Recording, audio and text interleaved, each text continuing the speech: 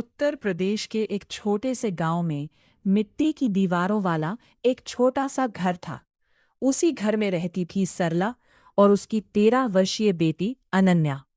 सरला के पति रघुवीर की कई साल पहले एक सड़क दुर्घटना में मृत्यु हो चुकी थी।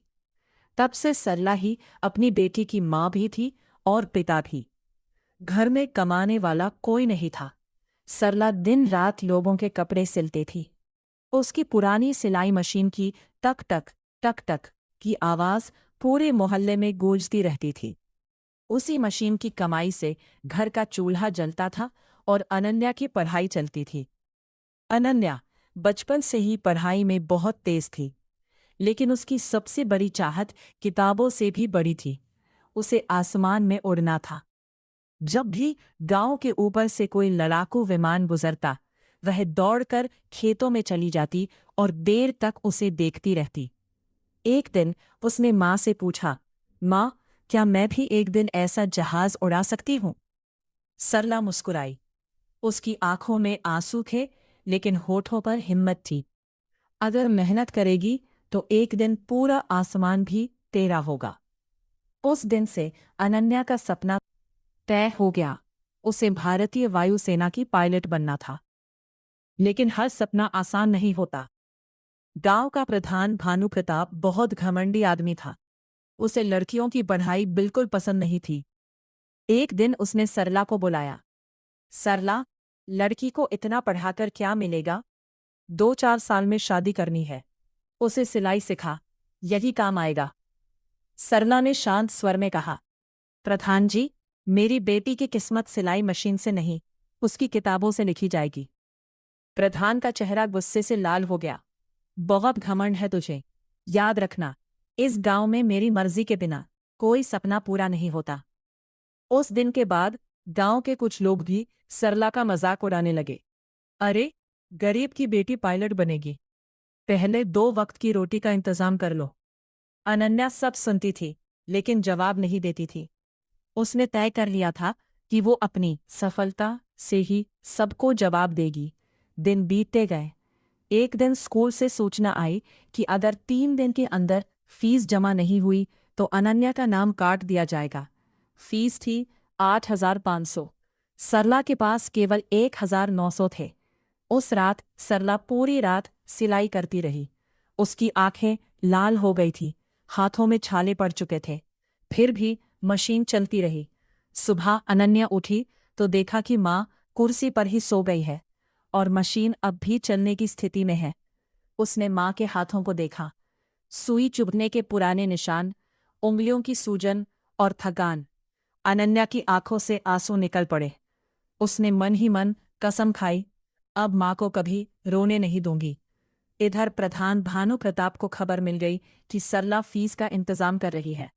उसने गांव के कपड़ा व्यापारी से कहा, आज के बाद सरला को कोई सिलाई का काम नहीं देगा। जो देगा उससे मैं हिसाब करूंगा।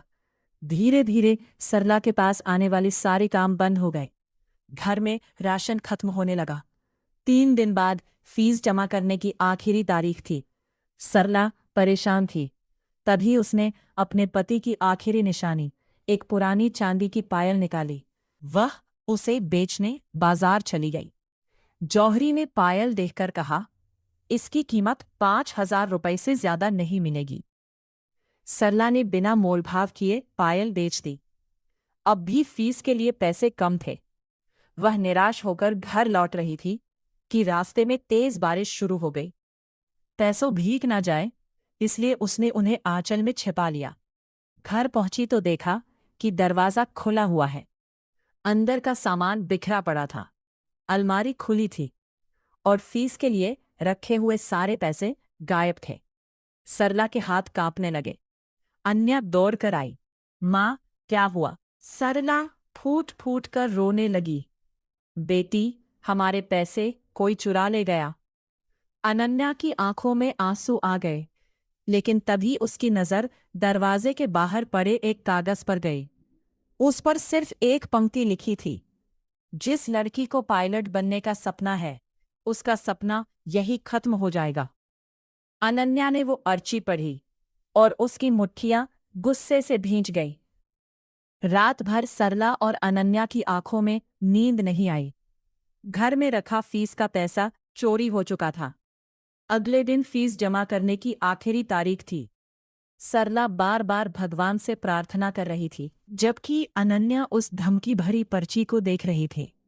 उसे यकीन था कि यह सब गांव के प्रधान भानु प्रताप की चाल है, लेकिन बिना सबूत वह कुछ नहीं कर सकती थी। सुबह होते ही दोनों स्कूल पहुंचे। प्रिंसिपल ने दुखी होकर कहा, अनन्या, नियम सबके लिए एक जैसे है। अगर आज फीस जमा नहीं हुई तो तुम्हारा नाम स्कूल से हटाना पड़ेगा। यह सुनकर सरला की आंखों से आंसू बहने लगे। तभी पीछे से एक आवाज आई, रुकिए, इसकी फीस मैं भरूंगा। सबने मुड़कर देखा। यह आवाज स्कूल के सेवानिवृत्त शिक्षक रमेश त्रिपाठी की थी। वह वर्षों से अनन्या की मेहनत और लगन को देखते आ रहे थे। उन्होंने कहा, बेटी, यह दान नहीं है। जब तुम अपने पैरों पर खड़ी हो जाओ, तब किसी और जरूरतमंद बच्चे की मदद कर देना। वही मेरे पैसे लौटाना होगा। अनन्या की आंखें भर आईं। उसने उनके पैर छू लिए और मन ही मन वचन लिया कि वो इस विश्वास को कभी टूटने नहीं देगी। उधर भानु प्रताप को जब पता चला कि फीस जमा हो गई है, तो वो गुस्से से आग बबूला हो उठा। लगता है इस लड़की का हौसला तोड़ने के लिए कुछ बड़ा करना पड़ेगा, उसने अपने आदमी विक्रम से कहा। विक्रम गांव का पढ़ा लिखा लेकिन लालची युवक था। पैसों के लालच में उसने भानु प्रताप का साथ देने की हामी भर दी। समय बीतता गया। अनन्या ने 10वीं बोर्ड परीक्षा में पूरे जिले में पहला स्थान प्राप्त किया। गांव में पहली बार किसी गरीब लड़की ने इतना बड़ा मुकाम हासिल किया था। अखबार में उसकी तस्वीर छपी। चारों तरफ उसकी चर्चा होने लगी। लेकिन भानु प्रताप के मन में ईर्ष्या और बढ़ गई। उसने विक्रम से कहा, इसकी पढ़ाई नहीं रोक पाए, अब इसका आत्मविश्वास तोड़ो। विक्रम ने अनन्या से दोस्ती का नाटक शुरू किया। वो कभी नोट्स देता, कभी पढ़ाई में मदद करता। धीरे धीरे अनन्या उसे अपना शुभचिंतक समझने लगी। 12वीं की परीक्षा में भी अनन्या ने शानदार अंक प्राप्त किए। अब उसका लक्ष्य था भारतीय वायुसेना में अधिकारी बनना।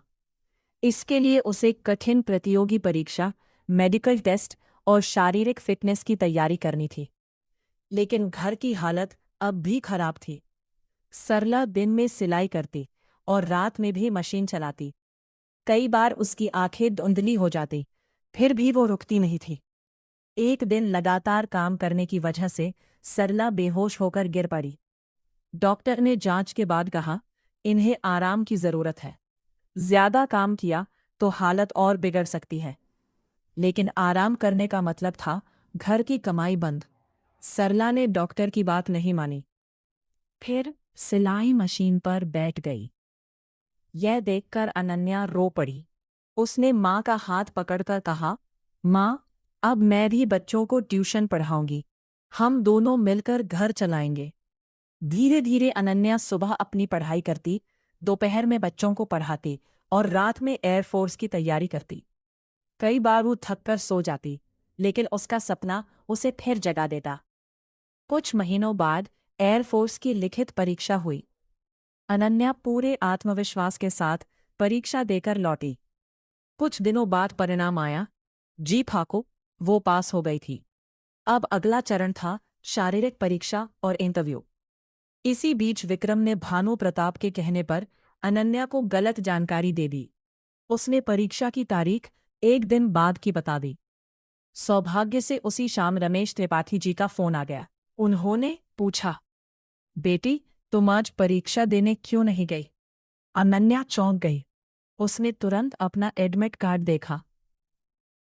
असल तारीख तो आज ही थी। उसके पैरों तले जमीन खिसक गई। केंद्र उसके गांव से लगभग 70 किलोमीटर दूर था और परीक्षा शुरू होने में केवल 1.5 घंटा बचा था।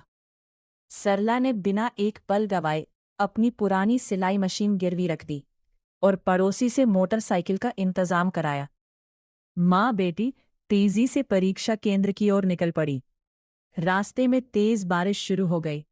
सड़क फिसलन भरी थी, लेकिन सरला बार बार एक ही बात कह रही थी, बेटी, आज अगर हिम्मत हार गई तो सारी मेहनत बेकार हो जाएगी। अनन्या की आंखों में आंसू थे, पर उसके चेहरे पर दृढ़ विश्वास भी था। घड़ी की सुइयां तेजी से आगे बढ़ रही थीं और परीक्षा केंद्र का गेट धीरे धीरे बंद होने लगा। क्या अनन्या समय पर पहुंच पाएगी? बारिश लगातार हो रही थी। सड़क पर पानी भर चुका था। मोटरसाइकिल फिसल रही थी, लेकिन सरला और अनन्या की हिम्मत नहीं टूटी। परीक्षा केंद्र का गेट बंद होने ही वाला था। अनन्या पूरी ताकत से दौड़ी और गेट तक पहुंच गई। ड्यूटी पर खड़े अधिकारी ने घड़ी देखी और कहा, तुम समय पर पहुंच गई हो, जल्दी अंदर जाओ। अनन्या ने राहत की सांस ली। उसने पीछे मुड़कर अपनी मां को देखा। सरला भीगी हुई थी, लेकिन उसके चेहरे पर मुस्कान थी। अनन्या ने पूरी लगन से परीक्षा दी। कुछ हफ्तों बाद परिणाम आया। वह शारीरिक परीक्षा और इंटरव्यू दोनों में सफल हो गई। अब उसे भारतीय वायुसेना की प्रशिक्षण अकादमी में रिपोर्ट करना था। गांव में पहली बार कोई लड़की एयरफोर्स के लिए चुनी गई थी। लोग हैरान थे। जो कभी उसका मजाक उड़ाते थे, अब उसी की तारीफ करने लगे। लेकिन भानु प्रताप के चेहरे पर खुशी नहीं थी।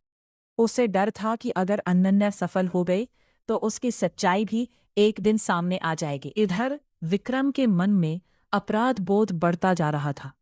उसने देखा कि जिस लड़की का सपना तोड़ने के लिए उसने झूठ बोला था, वही लड़की अपनी मेहनत से आगे बढ़ती जा रही है। एक रात वह सरला के घर पहुंचा। उसने हाथ जोड़कर कहा, माँ जी, मुझे माफ कर दीजिए। फीस के पैसे मैंने ही चुराए थे। परीक्षा की गलत तारीख भी मैंने ही बताई थी।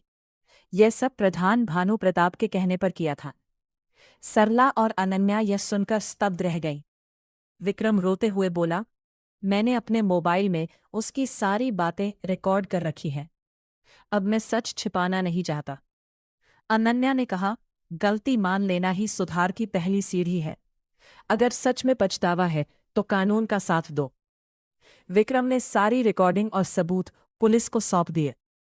कुछ ही दिनों में जांच शुरू हुई। रिकॉर्डिंग में साफ सुनाई दे रहा था कि भानु प्रताप ने चोरी करवाने और अनन्या की पढ़ाई रुकवाने की साजिश रची थी। पुलिस ने उसे गिरफ्तार कर लिया। पूरा गांव यह देखकर हैरान रह गया। जो आदमी खुद को सबसे ताकतवर समझता था, वह अब कानून के सामने खड़ा था। इसी बीच अनन्या एयरफोर्स अकादमी पहुंच गई। सुबह 4 बजे उठना, कई किलोमीटर की दौड़, कठोर शारीरिक प्रशिक्षण, उड़ान की पढ़ाई, अनुशासन और लगातार अभ्यास। हर दिन एक नई चुनौती थी। कई बार वह थक जाती, लेकिन माँ की मेहनत और त्याग याद आते ही फिर खड़ी हो जाती। एक दिन वह पहली बार ट्रेनर विमान में बैठी। जब विमान ने आसमान में उड़ान भरी तो उसकी आंखों में आंसू आ गए। उसे याद आया, वही छोटी सी लड़की जो कभी खेतों में खड़ी होकर उड़ते हुए जहाज़ों को देखा करती थी, आज खुद आसमान में उड़ रही थी। कई महीनों के कठिन प्रशिक्षण के बाद पासिंग आउट परेड का दिन आ गया। सरला पहली बार अपनी बेटी को वर्दी में देखने अकादमी पहुंची। उसकी आंखों में गर्व और खुशी के आंसू थे। परेड समाप्त हुई। अनन्या अपनी माँ के सामने आई, सावधान की मुद्रा में खड़ी हुई और पूरे सम्मान के साथ सलामी दी। फिर बोली, माँ, लोग कहते हैं कि मैंने देश के लिए वर्दी पहनी है, लेकिन सच ये है कि ये वर्दी आपकी मेहनत, आपके त्याग और आपकी रातों की नींद से बनी है। अगर आपने सिलाई मशीन पर अपना जीवन ना बिताया होता तो मैं आज यहाँ कभी नहीं पहुंच पाती। सरला ने बेटी को गले लगा लिया। पूरा मैदान तालियों की गड़गड़ाहट से गूंज उठा। कुछ महीनों बाद अनन्या छुट्टी लेकर अपने गांव लौटी। इस बार वह साधारण लड़की नहीं, बल्कि भारतीय वायुसेना की फ्लाइंग ऑफिसर बनकर लौटी थी। पूरा गांव उसके स्वागत के लिए खड़ा था। जो लोग कभी कहते थे गरीब की बेटी पायलट नहीं बन सकती, वही आज फूलों की माला लेकर उसका सम्मान कर रहे थे। अनन्या ने गांव के बच्चों को संबोधित करते हुए कहा, सपने अमीर या गरीब नहीं होते। उन्हें पूरा करने के लिए सिर्फ मेहनत, ईमानदारी और हिम्मत चाहिए। कभी किसी की बातों से अपने सपनों को छोटा मत होने देना। उसने अपनी पहली तनख्वाह से माँ के लिए एक नई आधुनिक सिलाई मशीन खरीदी और गांव की गरीब लड़कियों के लिए सरला शिक्षा केंद्र की स्थापना की, जहां उन्हें मुफ्त पढ़ाई और प्रतियोगी परीक्षाओं की तैयारी कराई जाने लगी। अब उस गांव में हर बेटी बड़े सपने देखने लगी। सरला मुस्कुराकर आसमान की ओर देखने लगी। उसे लगा जैसे उसके दिवंगत पति भी अपनी बेटी पर गर्व कर रहे हों। उस दिन आसमान में एक विमान गुजरा। अनन्या ने सलामी दी और सरला की आंखों से खुशी के आंसू बह निकले। कहानी की सीख: गरीबी कभी सपनों की दुश्मन नहीं होती। असली ताकत मेहनत, शिक्षा, ईमानदारी और माँ बाप के त्याग में होती है। जो अपने लक्ष्य के लिए डटे रहते हैं, एक दिन पूरा आसमान भी उनका हो जाता है।